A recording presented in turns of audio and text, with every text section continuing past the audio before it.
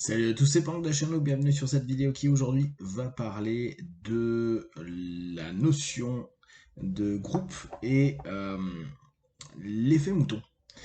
On en parle souvent et là c'est d'autant plus amusant dans des contextes actuels où on a régulièrement des groupes de personnes qui vont estimer que les autres groupes de personnes sont des moutons par rapport à une situation.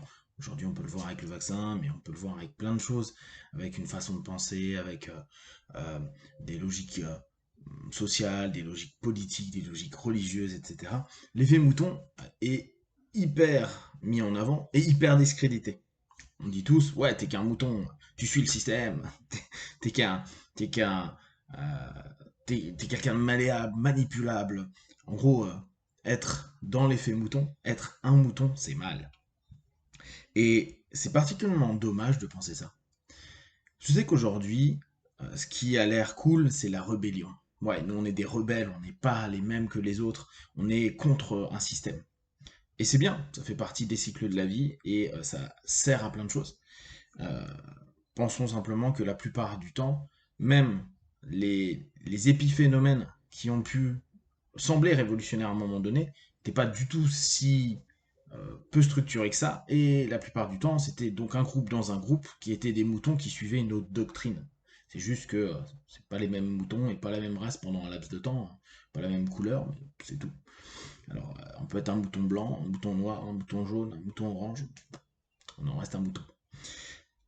Il y a des leaders, il y a des personnes qui y suivent. Il y a peu de leaders, soyons sincères. Il y a peu de personnes réellement capables de leader. Il y a beaucoup de personnes qui sont capables de dicter des choses, plein de dictateurs, ça c'est facile. Il y a plein de personnes qui peuvent avoir l'impression de manager les gens, mais c'est pas des leaders. On le sait, globalement, l'être humain, il n'est pas euh, beaucoup de, quoi, il est pas enclin à être particulièrement dans le lead, tout simplement parce que ça demande beaucoup d'énergie, beaucoup de responsabilités, et que si justement il y a cette dérive complètement à la con d'aller dans de la dictature, c'est parce qu'au bout d'un moment on n'est pas du tout capable de l'idée et que la seule chose qu'on se dit c'est j'impose un pouvoir et pas j'entraîne les gens vers quelque chose. Je les fais s'élever, grandir, avancer dans un groupe, un projet, etc. etc. Donc il y a peu de leaders, s'il y a peu de leaders, il y a beaucoup de moutons qui pensent être des loups. Et encore, un loup, je suis pas tout à fait sûr, parce que ça va être plutôt des moutons qui pensent être des bergers. Il y en a, c'est des moutons qui sont des loups pour les autres moutons. Euh, et dans cette démarche-là, on se rend bien compte que bah, on est tous des moutons. Alors ouais, ça va peut-être pas vous plaire, mais je suis sûr que vous êtes un putain de mouton. N'importe comment. Ça peut être dans un groupe social que vous avez. Ça peut être dans une révolte que vous avez.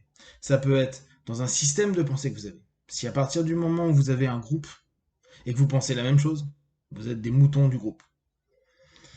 Vous pouvez être contre un système. Alors si pour vous, être un micro-groupe de moutons de X couleurs, c'est ne pas être un macro-mouton du groupe, wouh, super, ça reste que vous êtes des moutons.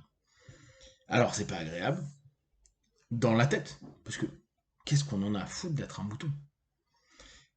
Ça fait style, comme je vous disais, d'être la personne qui est anti, contre. Parce que, genre, on a l'impression qu'on existe. Le je suis devient vivant, alors que la plupart du temps, les personnes qui sont dans cette dynamique-là, et nous tous, hein, on l'a tous été à un moment donné, bah, c'est pas le je suis, c'est le masque que je veux vous montrer qui est. C'est rarement qui je suis, hein. Quand on papote avec les révoltés, les révolutionnaires, les énervés, etc., tu te rends compte en fait que soit ils te racontent une doctrine qui est pas la leur, soit ils font style qui sont authentiques et vrais, et qu'au bout de 10 minutes de dialogue, tu te rends compte qu'ils sont construits, mais pas du tout. Donc ils font du faire, mais ils sont pas du tout de l'être. Donc, les fameux moutons. Nous sommes des moutons.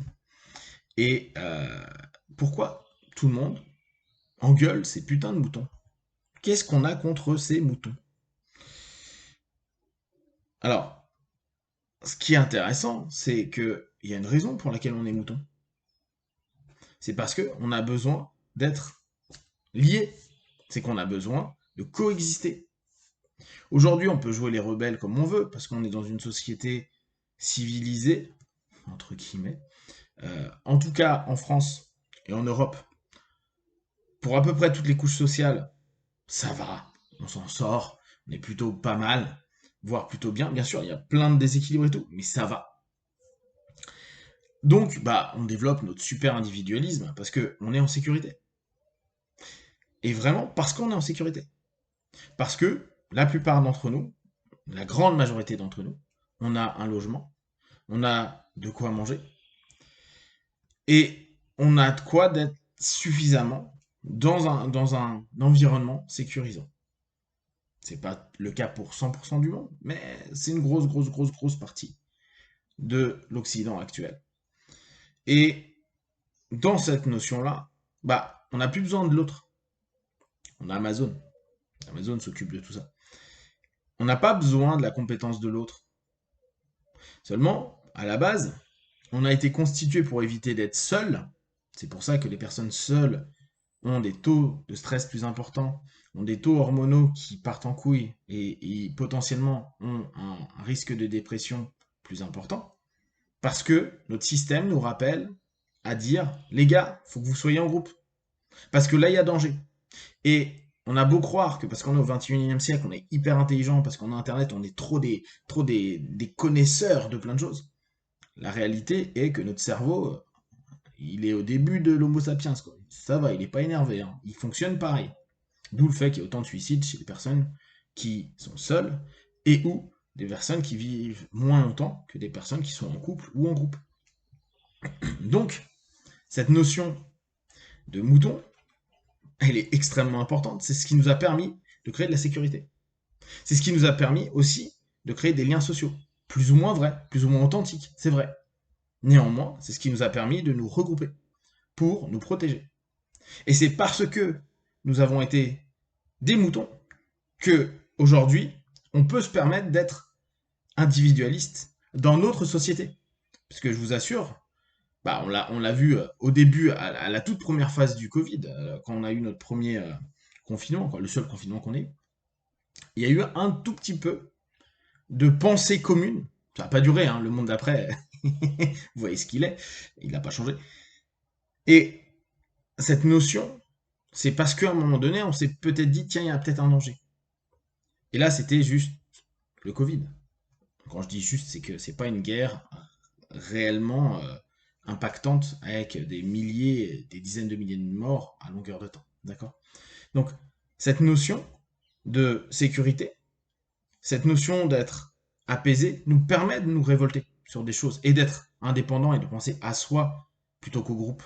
C'est d'ailleurs pour ça qu'on a de moins en moins de civisme, où on pense juste pour sa gueule et pas pour le groupe, parce que bah on s'en fout, on est secure, on a son petit logement, sa petite maison ou ses différents, sa télé, son PC, son téléphone, etc., etc. Mais être un mouton, c'est ce qui a permis à l'humanité de survivre, d'être en coexistence, en cohérence, en acceptation d'une doctrine, d'une orientation. Et si on prend même d'un point de vue survie entre les guerres qu'il y a eu entre les groupes, les personnes, etc., il valait mieux que les personnes soient droites et carrées. C'est pour ça que l'armée est aussi stricte, parce que ça crée une unité de corps. Ah, c'est des super moutons, ils obéissent aux ordres. Ouais, mais c'est ce qui fait que ça fonctionne. C'est pour ça que toutes les armées du monde, elles sont coordonnées à peu près de la même manière. C'est hyper strict, et c'est un corps. On n'est plus une entité, on est un corps. Donc, on a un corps de moutons qui avançons ensemble, et c'est parce que nous décidons d'avoir cette notion de corps que on survit. Maintenant, on est hyper distordu parce que tout simplement, on n'a plus cette sensation du besoin de l'autre, du besoin du groupe, parce qu'on a l'illusion d'une force d'indépendance. Alors que factuellement, s'il nous arrive pas grand-chose, on se rend bien compte à quel point on aura besoin de quelqu'un qui nous tende la main, ou d'aller aider quelqu'un qui a faim, ou d'aller aider d'autres personnes.